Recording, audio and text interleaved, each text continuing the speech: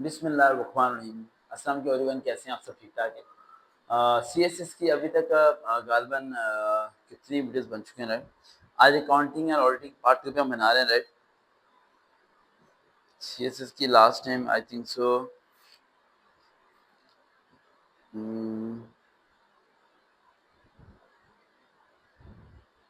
51 videos बन चुके हैं, राइट?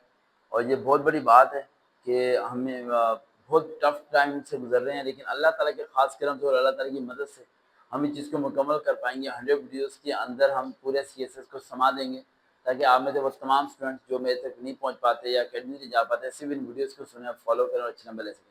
अब हमारा आता है अकाउंटिंग एंड ऑडिटिंग पार्ट 2। पहले तो समझिए, अकाउंटिंग एंड ऑडिटिंग पार्ट 1 आपने पढ़ा, उसके 3 पार्ट्स पढ़े आपने, और फिर पार्ट 2 पे आके क्या फ़र्क है? दोनों तो सेम चीज़ें हैं, अकॉर्डिंग और रेटिंग। तो फिर पार्ट 1 पार्ट 2 में क्यों डिवीएट किया गया और क्यों इन्हें अलग-अलग सब्जेक्ट की कैटेगरीज़ की गई? आप में से वो बच्चे हैं जिन्होंने आईकॉम और बीकॉम किया होगा, वो ज़हन में रखेंगे, एक आईकॉम में होता है एडवांस अकाउंटिंग और बीकॉम में आता है फाइनेंशियल अकाउंटिंग, और यही चीज़ जाके एमबीए पे या एमकॉम में या फिर आप एमफिल करते हैं तो उसमें फाइनेंशियल अकाउंटिंग या फिर कॉर्पोरेट फाइनेंस के नाम से अकाउंटिंग की फॉर्म्स को तब्दील कर दिया जाता है, ठीक है? टैक्सेशन के अंदर उसके अलावा सेल टैक्स, इनकम टैक्स के क्वेश्चन आते हैं, राइट? और अलग अलग कैटेगरीज के उन्हें डिवाइड किया जाता है। अब पार्ट 1 और पार्ट 2 क्या है? समझ लें, अकाउंटिंग और ऑडिटिंग पार्ट 1 है आपका आईकॉम वाला अकाउंटिंग, और Icom and accounting and auditing part 2 आपका है बीकॉम वाला।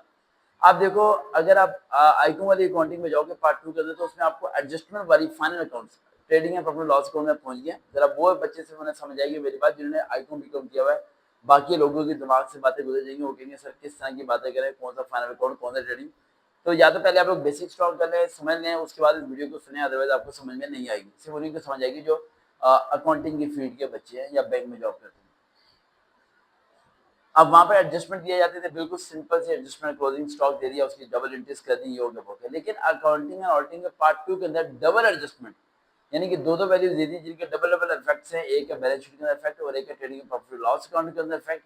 और एक सबसे इंपॉर्टेंट होता है वो इफेक्ट जिसमें स्मॉलर वैल्यू को अपने इफेक्ट लेके चला होता है। डेटर्स आते हैं, बैटर्स आते हैं, प्रूवन ऑफ द बैटर्स आते हैं, इन सब के इफेक्ट चलते हैं। वो आता है हमारा फाइनल अकाउंट एडजस्टमेंट वाला, जो पार्ट 2 हमारा आएगा बीकॉम के अंदर, उसके अंदर। तो अभी हम जो अकाउंटिंग ऑडिटिंग पार्ट 2 पढ़ने लगे हैं, वो बेसिकली बीकॉम और एमबीए की बुक से पढ़ने लगे हैं, उन्हें आप करने लगे हैं।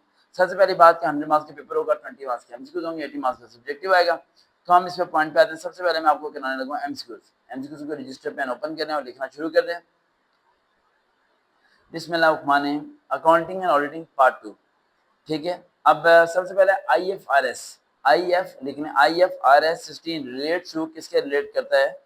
ये लीजेस के, लीज पे नहीं चीजें मिलती आपको, उधार पे चीज लेते हो आप, क्या आप कहते हो इसमें मैं इंटरेस्ट पे कर दूंगा, ये हो जाएगा। और लीज पे जो चीज दी जाती है, यानी कि किस्तों में कहते हैं आप, नहीं ऐसे लीज किस्तों में नहीं कहेंगे, सॉरी, लीज किस्तों में नहीं कहेंगे। लीज ये होगा कि आप गिरवी, हाँ गिरवी का वर्ड इसके लिए बेहतर है मेरे ख्याल से। गिरवी आपने कोई चीज ले ली और आपने होल अमाउंट पे कर दी और आपने 5 साल के लिए लीज पे ले ली।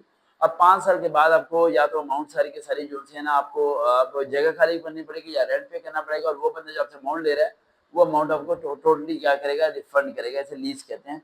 ये होता है आईएफआरएस। आगे आता है कौन से रिलेटेड फाइनेंशियल स्टेटमेंट्स कौन कौन सी होती है, राइट? उसके अलावा आईएएस 12, पहले आईएफआरएस 16 बताया। आईएएस 12 जो सा होता है वो होता है इनकम टैक्स। ये एक्ट हैं, देखो अकाउंटिंग के अंदर, ऑडिटिंग के अंदर एक्ट्स आते हैं कि ये एक्ट 1932 जो है वो पार्टनरशिप का, 1956 जो है वो जॉइंट कंपनी के, इस एक्ट आते हैं। उसके बाद सब्सिडरी का मतलब क्या होता है? इसका मतलब आपको पता होना चाहिए, ठीक है? डेफर्ड टैक्स एबिलिटी क्या होती है? उसके बाद इनकम टैक्स क्या होता है, सेल टैक्स क्या होता है, और एग्जेम्प्टेड टैक्स क्या होता है? उसके बाद एबीएस कॉस्टिंग किसे कहते हैं? एबीएस कॉस्टिंग का मतलब होता है एक्टिविटीज, जो एक्टिविटीज हम दोबारा सेलर के थ्रू चीज़ों को प्रोवाइड कर रहे हैं शॉप से, तो उसमें कभी कभार हमारी चीज़ें खराब हो जाती हैं। उसके बाद स्टैंडर्ड कॉस्ट वेरिएंस क्या होता है, फिक्स कॉस्ट क्या होता है, वेरिएबल कॉस्ट क्या होता है? उसके बाद ऑडिट रिस्क, ऑडिट रिस्क का फॉर्मूला क्या है? ऑडिट रिस्क का सिंपल सा फॉर्मूला है inherent plus control plus deduction risk. लिखना है आप, inherent plus control plus deduction risk. आगे आईएसए 315 रिलेट्स किससे कहता है, राइट? ये आइडेंटिफाइंग एंड असेसिंग रिस्क। उसके बाद आपके इसमें आ सकता है एडजस्टमेंट के बारे में आ सकता है, क्लोजिंग स्टॉक के बारे में क्वेश्चन आ सकता है, कंट्रोल एनवायरनमेंट के बारे में आ सकता है। उसके बाद आपका आता है फिक्स ओवरहेड वेरिएंस।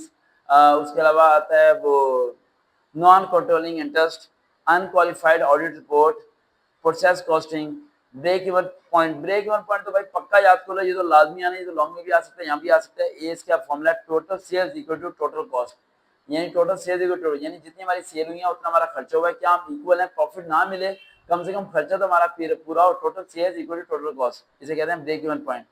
आगे आता है ऑडिट डॉक्यूमेंटेशन, क्या क्या चीजें होती हैं, वो होता है legal protection and quality control. आगे कॉन्टीजेंट एसेट्स कौन कौन से होते हैं, प्रोबेबिलिटी इज हाई, और इन सब चीजों को मैंने आपको कहा, जो आप लोग एसेट रिसीव क्या होते हैं, लेफ्टिस क्या होता है, और आउटस्टैंडिंग क्या होता है, प्रीपेड क्या होता है, इन सब चीजों के बारे में पढ़ लेना है। तो आपके अकाउंटिंग एंड ऑडिटिंग के पार्ट 2 के हो जाएंगे। एमसीक्यूज में दोनों चीजें मर्ज करके आपको देंगे, वो एक पार्ट के एमसीक्यूज आपको नहीं देंगे। देखते रहे चैनल हुआ हम दोबारा मुलाकात होगी। अल्लाह हाफिज।